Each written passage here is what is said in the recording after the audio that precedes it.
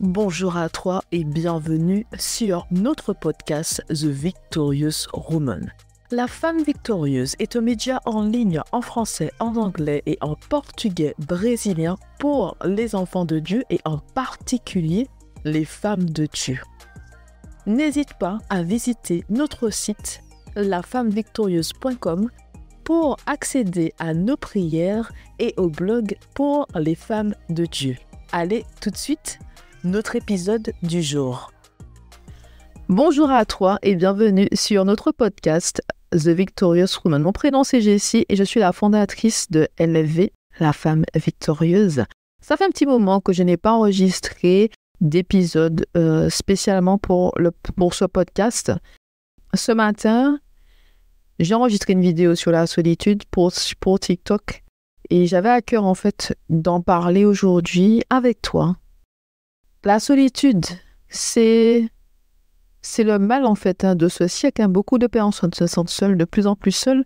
Et tu sais, tu peux te sentir seul au milieu d'un groupe. Tu peux te sentir seul alors que tu es entouré.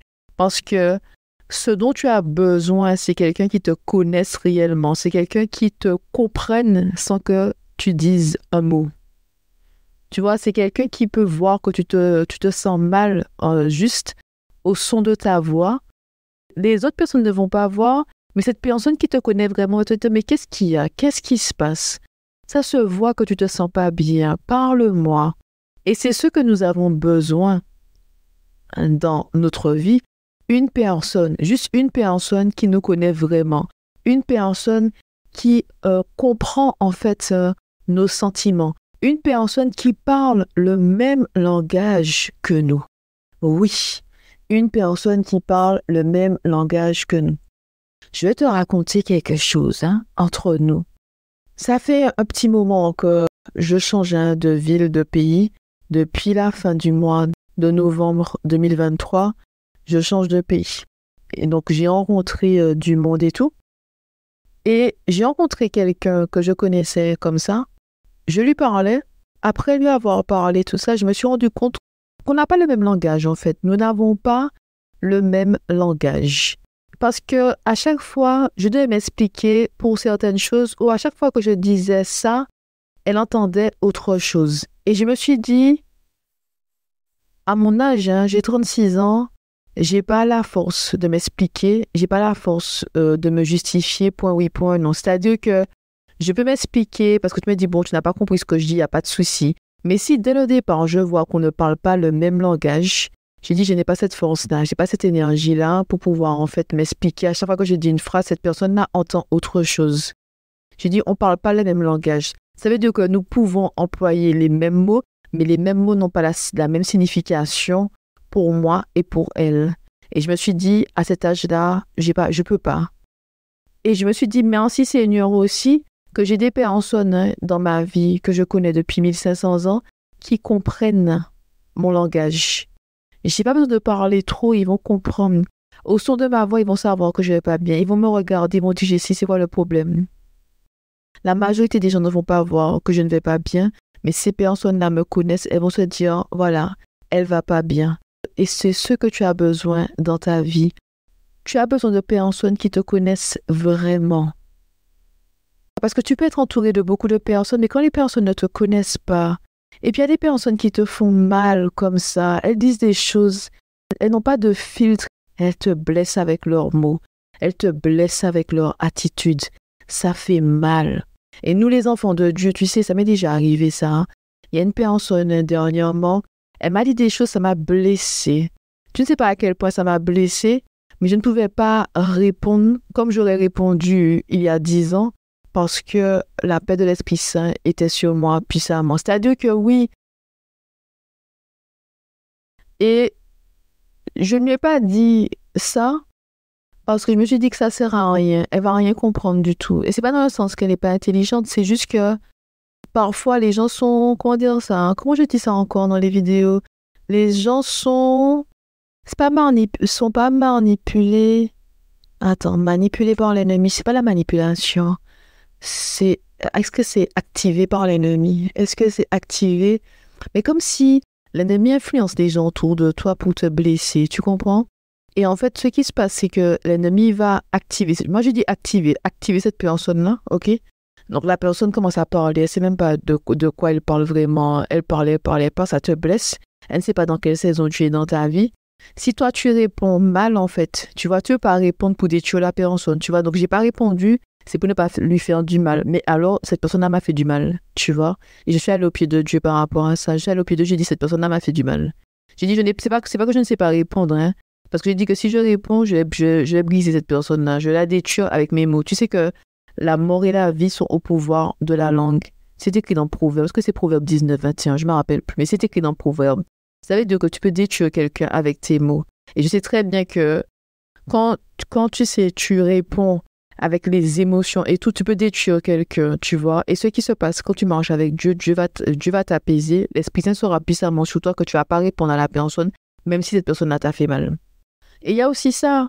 Tu as besoin d'être entouré des bonnes personnes, des personnes qui te connaissent, des personnes aussi qui sont, on va dire, habitées par l'Esprit Saint, des femmes en fait, hein, qui font preuve de sagesse, qui savent quand il faut parler et quand il faut se taire. Des femmes en fait, ce n'est pas donné à toutes les femmes ça. Et non, c'est pas donné à toutes les femmes, tu vois. Donc, mais revenons sur la solitude. Donc, j'ai parlé à différentes personnes ces derniers mois, ces dernières années avec la solitude, tu vois. Personne ne sait que tu te sens seul, tu vois. Tu peux te sentir seul, personne ne sait que tu te sens seul. C'est entre toi et toi. Les gens vont juger ta vie par rapport à ce qu'ils voient, mais ils ne connaissent pas ton cœur, hein. Donc, ils vont te dire tu es la plus heureuse au monde alors que tu te sens seule. Ils vont te dire ah, tu as ci, tu as ça, tu es la plus heureuse. Non, tu te sens seule. Tu as envie d'avoir au moins une personne qui te comprenne. Et tu peux être marié et ton partenaire, ton mari ne te connaît même pas. Tu comprends? Il connaît juste la surface, mais il ne connaît pas en fait la profondeur de ton âme. Mais ça fait mal ça. Parce que tu te dis que c'est lui qui devrait te connaître et il ne te connaît pas. Et que peut-être que tu as personne qui te connaît vraiment. Et j'ai ressenti ça il y a très longtemps. Quand j'étais jeune, je me suis dit mes parents ne me connaissent pas. Ils ont une image de moi, mais ils ne me connaissent pas vraiment, tu vois. C'est difficile en fait d'avoir des liens profonds quand les personnes ne te connaissent pas. Il y a le respect pour les parents, il y a l'amour des parents parce que ce sont tes parents. Mais ça fait mal en fait quand tes parents disent des choses, tu te dis mais tu me connais pas. C'est tellement difficile et ça m'est arrivé plusieurs fois ça. Ça m'est arrivé plusieurs fois. Ma mère, elle avait prononcé des paroles et je me suis dit mon Dieu, tu me connais pas. Mais ça fait longtemps, c'est pas dans cette saison de ma vie, ça remonte vraiment. Et je me suis dit mon Dieu, tu me connais pas. Si tu me connaissais, tu n'aurais jamais dit ça. Tu n'aurais jamais ouvert ta bouche pour dire ce genre de choses-là. C'est que tu ne me connais pas. Le Seigneur a agi dans son cœur et tout. C'est une autre personne aujourd'hui. Mais je te jure qu'elle m'avait dit des choses. Je me suis dit, mon Dieu, tu ne me connais pas. Donc ça fait mal. Ça fait mal quand tu te rends compte que tes parents ne te connaissent pas et qu'ils ont une idée de toi. Ils ont une image de toi, mais ils ne te connaissent pas. Tu te sens seul par rapport à ça. Tu peux te sentir comme si tu n'es pas à ta place dans ta propre famille parce que les gens ne te connaissent pas. Ils se font une idée de toi. Ou parce que parfois, ils ne t'apportent pas le soutien dont tu as besoin. Tu as besoin d'un soutien, tu as besoin d'encouragement. Ils ne croient pas en toi, ils doutent de toi et tout. Ça fait mal. Donc, tu peux te sentir seule, éloignée, incomprise de ta famille parce que il y a pas ce dont tu as besoin. Tu ne reçois pas, tu n'as pas ce dont tu as besoin. Tu comprends?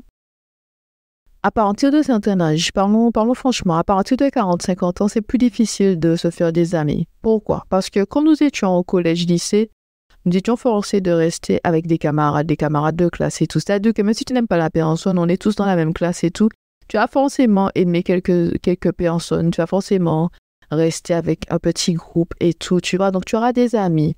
On a des points communs, on a le même âge. On fréquente des fois les mêmes endroits, on est dans la même classe, donc on se voit tout le temps, tu vois. On a un rythme ensemble, c'est-à-dire qu'on se voit tout le temps. Tu sais où ces personnes-là se trouvent à telle heure, parce que nous avons un emploi du temps. On sait qu'on doit aller dans le bâtiment B, à la salle 5, blablabla, à telle heure, parce qu'on a un cours d'anglais. Donc, on était obligés d'être ensemble. Donc, tu vas vraiment créer des amitiés. Et puis, comme on se suit au lycée, on se suit au collège, c'est-à-dire que c'est comme si c'est un parcours. Depuis, en fait, la maternelle, vous connaissez peut-être de vue. Ces personnes-là n'étaient pas dans ta classe. Après, dans ta classe quand tu es à l'école primaire. Après, il y a le collège. Après, il y a le lycée. Tu vois, donc on se suit. Donc, ça est comme s'il y a plus d'opportunités pour se faire des amis et avoir, en fait, des amitiés fortes. Maintenant, après la quarantaine, après la cinquantaine, il y a des responsabilités. Tu as des enfants, tu as un mari, tu as un travail. Donc, il y a moins de temps pour te consacrer à d'autres personnes. Si tu ne fais pas d'activité, si tu ne vas pas dans des conférences, si tu ne fais pas des choses, tu sais, pour pimenter un peu ton quotidien, tu vas rester toujours dans le même carcan. C'est-à-dire que tu te lèves le matin à telle heure, tu vas au travail, tel endroit, tu rentres chez toi, tu vas à la même salle de sport. Tu connais beaucoup de personnes, oui, mais ce ne sont pas des amis, ce ne sont pas des personnes intimes, tu comprends? On peut connaître beaucoup de personnes, ça me rappelle le lycée. Quand j'étais en terminale, je connaissais un tas de personnes dans le lycée. Je te dis quelque chose. Le matin, c'était bonjour par-ci, bonjour par-là, comment tu vas? Tu sais, ah non, non, ça va, toi, oui, ça va, on se voit tout à l'heure.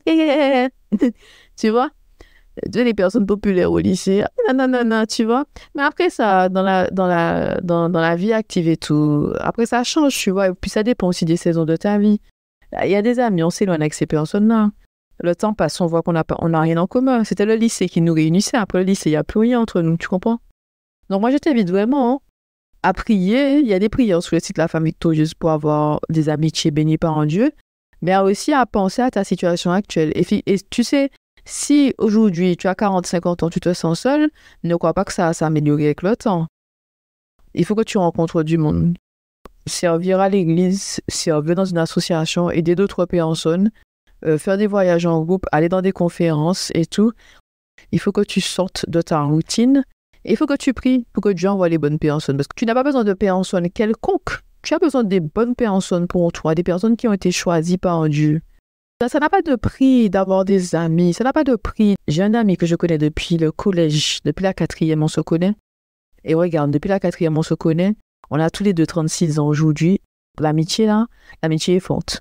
Et une amitié validée par Dieu. Je tiens à dire ça, j'ai prié pour cette amitié-là. Ok, j'ai prié pour cette amitié-là. Donc, c'est une amitié validée par Dieu parce que j'ai mis ça au pied de Dieu. Et ensuite, j'ai une amie que j'ai rencontrée. On s'est rencontrés quand j'étais à l'université. C'était une collègue, en fait. Hein, et puis, on s'est rapprochés peut-être 2-3 ans après, 4 ans. 4 ans, peut-être 4 ans après, on s'est rapprochés. Donc, et là, moi, je la considère comme ma sœur. C'est ma sœur Lily. Je la considère comme ma sœur. On a le même âge, on a 36 ans, tu vois.